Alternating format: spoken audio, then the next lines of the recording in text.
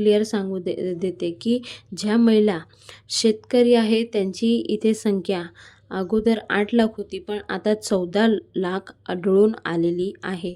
तर सरकारने तशा महिलांना 1500 रुपये पहिले हप्ते देत होते, पण आता तपासणी केल्यानंतर अशी आकडेवारी 14 लाख समोर आलेली आहे. तर तशा महिलांना 500 रुपये हप्ते मिळायला लागले आहे.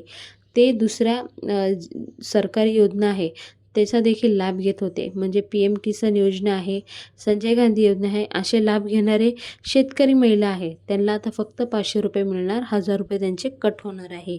तर लाडक्या बहिणींनो, आता तपासणी केल्यानंतर 26,34,000 महिला अपात्र ठरलेल्या आहेत. त्यामध्ये पात्र महिला देखील त्यांचा समावेश झालेला आहे. तर त्यांचा समावेश कसा झाला, जे रेशन कार्डवर 2पेक्षा अधिक नावे असतील तर तशा महिलांना सुद्धा डायरेक्टली त्यांनी अपात्र ठरवलं आहे. पण